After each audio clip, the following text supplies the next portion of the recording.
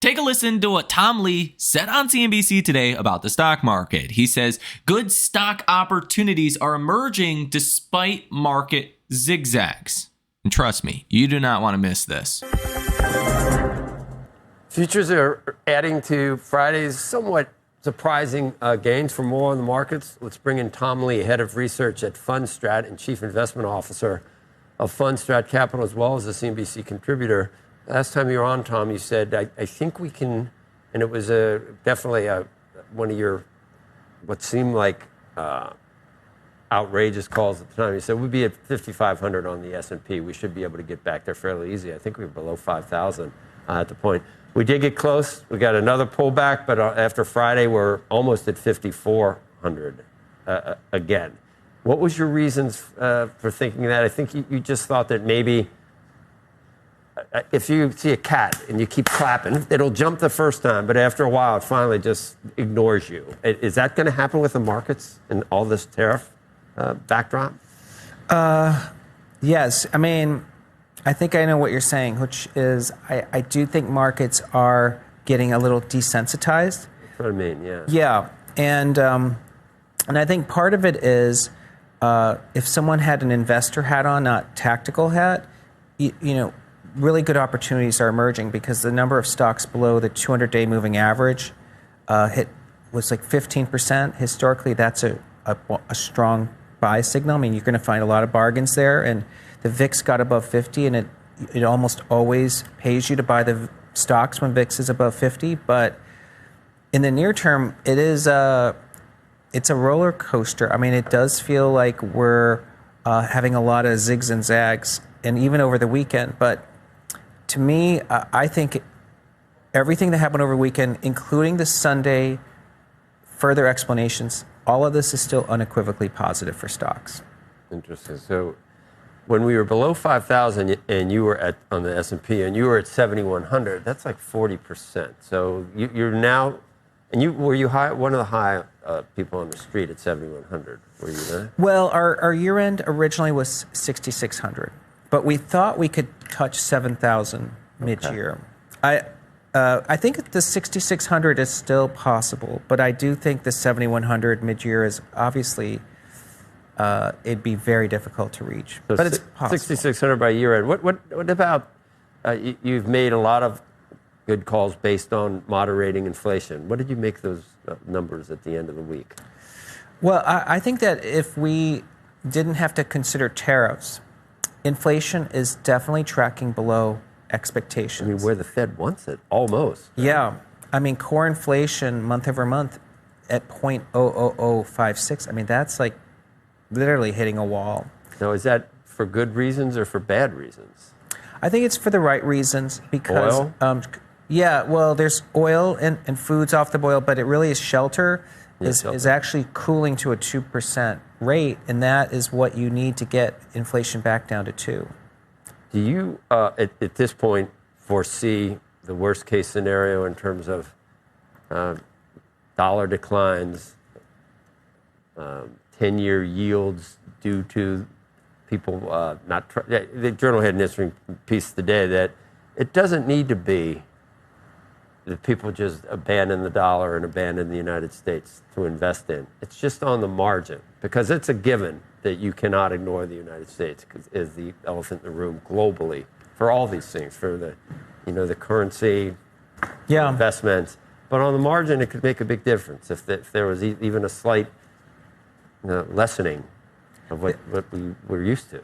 Yeah, I agree. I think that is the narrative at the moment that U.S. exceptionalism's over and people are selling treasuries and dollars to buy other assets. But I'm not in that camp that it's sustainable because unless weaker dollar and higher yields suddenly makes the best companies in the world outside the U.S., the best and the most important companies in the world are American companies. They've produced the best shareholder returns.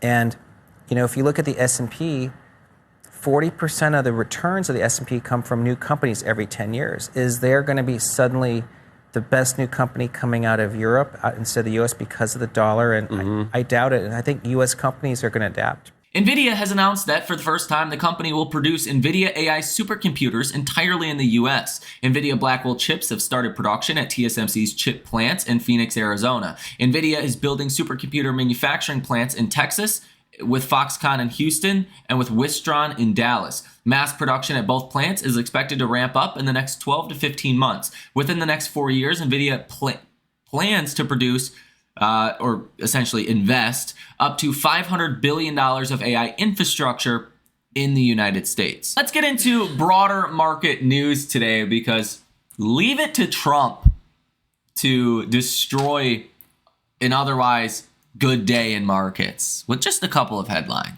Like, you gotta say, Trump is the destroyer of wealth in markets this time around. But don't be confused. This is an opportunity. Hopefully markets crash from here and they stay down for a long time and you're able to make extra money and put that money to work. 10 years from now, you're going to give a crap less about what the tariff looked like and what Trump said on this day, or that Trump was even president. It's not even going to matter. And that's what you should be focused on.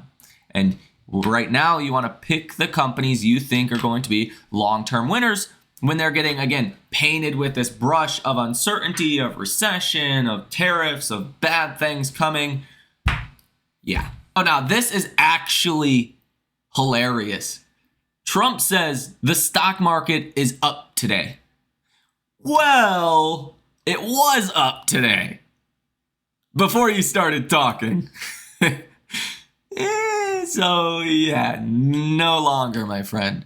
Then again, who knows? The markets could be up 5% by the end of the day with this kind of volatility. Donald Trump says that pharmaceutical tariffs is in the not too distant future. Trump says all he has to do is to impose a tariff to get companies to manufacture pharmaceuticals in the US again. Unfortunately, it's not that easy just to switch manufacturing of pharmaceuticals from a different country to another country.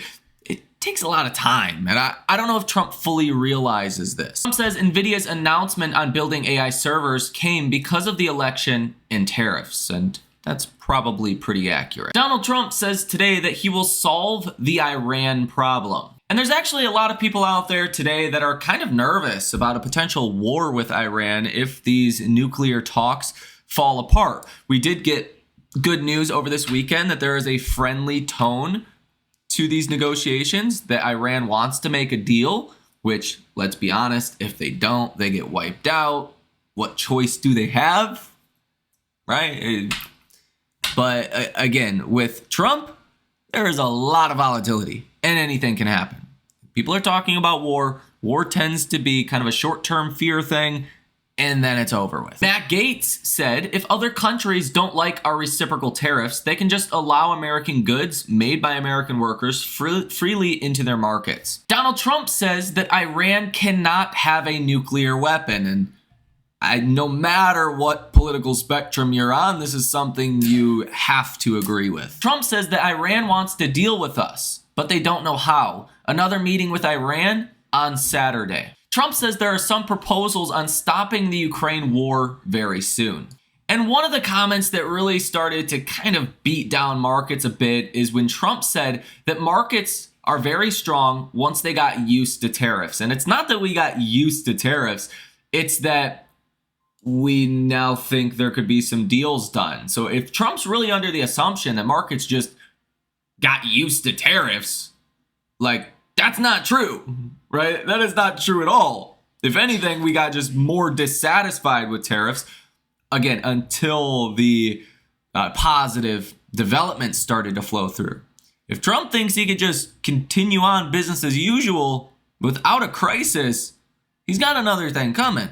And that's why the markets reversed the early market gains, or early morning gains that we had in markets. Financial hardship withdrawals are rising per Vanguard, with a record 4.8% initiating a withdrawal, up from 3.6% in 2023. Yikes. And you could see the recession risk is rising. Goldman Sachs CEO says recession odds have increased. Meanwhile, economist Kevin Hassett says he's 100% not expecting a recession. Betting markets like Kalshi show a 56% chance of a recession this year. That is, again, uncomfortably high if Trump wants to continue on this tough talk path with tariffs and delay things even further and prevent companies from investing capital or hiring. The odds of a recession are going to dramatically move higher. 56%?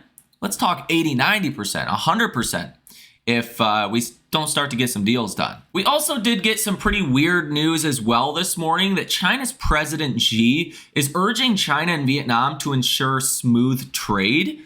They're like trying to get Vietnam to side with them on this tariff situation, to kind of join forces to quote unquote not get bullied by the US. China is also encouraging Chinese firms to invest in Vietnam. According to the New York Fed survey in March, expectations for stocks to rise is at the lowest level since June of 2022.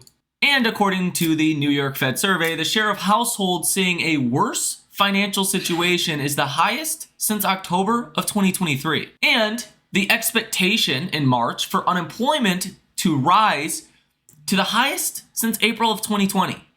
So people do not feel very good out there about the economy.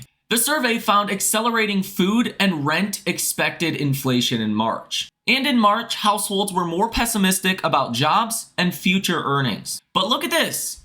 US 3-year inflation expectations held at 3% in March. So that UMich survey, again, just shows it's super political. And when you look at non-political surveys, you get inflation expectations that look a lot more muted than the political ones. Although 1-year inflation expectations did rise to 3.58% versus 3.13%. But again, this is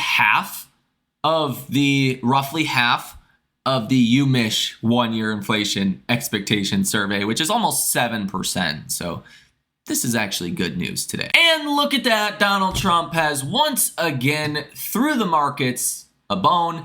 Trump says he is looking to help car companies, GM, Ford, Stellantis, and Tesla being, well, the obvious winners from that. Donald Trump says Iran must give up its dream of nuclear weapons or face a harsh response. Trump says there will maybe be some things coming up. I spoke to Apple's Tim Cook. Trump says, I'm looking to help car companies. Car companies need a little bit of time. Donald Trump reiterates that he is a very flexible person. Donald Trump says the EU was formed to hurt US trade. And Donald Trump says, of course, he does not want to hurt anybody. But he reiterates the EU is taking advantage of the US. Trump says the EU has to come to the table, and they're trying to. Trump says that China and Vietnam are meeting to figure out how to hurt the US. Now, here on the day today, the CNN Fear and Greed Index is coming in at 20, which is actually getting close to leaving extreme fear. Above 25, you breach into fear. So markets are still overall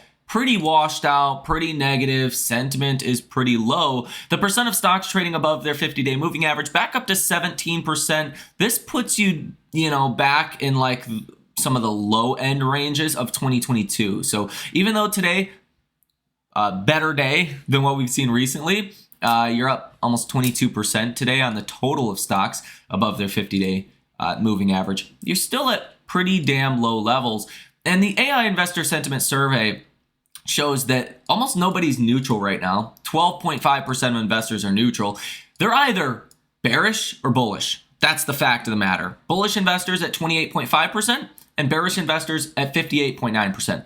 Almost twice as many bearish investors than bullish investors. So if we start to get this quote unquote Trump being flexible, making deals and exemptions and all of that, then there is room for markets to do well here. Like, that is not impossible. Again, keep in mind, we do have earnings today and after hours with Applied Blockchain. Tomorrow, which is a data center name, kind of the AI demand story, could be important with that one. Tomorrow morning, you have Bank of America, Citi, Johnson & Johnson, PNC, Albertsons, and Ericsson. Tuesday and after hours, tomorrow and after hours, you have United, Interactive Brokers, and JB Hunt. Wednesday pre-market, ASML, US Bank Corp, Abbott, Progressive. Wednesday and after hours, Alcoa, Bank of Ozark, CSX, Kinder Morgan. Thursday's your big day, TSMC, United Health Group, Huntington, American Express. And then Thursday and after hours, you have Netflix. TSMC is the big one for this week, though, because how is AI demand? Has the uncertainty hit that? Are companies not investing as much in AI, or is this actually a positive catalyst for AI? If companies are being forced with higher tariffs, do they try to use AI to make up, some of that margin, to become more profitable, to become more efficient in operations? There is a positive case from these tariffs for AI and for AI demand. Don't forget that. But really the big story for this week, again, minus any crazy news headlines that come out, it's going to be retail sales on Wednesday. You're expecting a 1.3% month-over-month number. This very well could determine whether Q1 GDP is actually going to be negative or positive.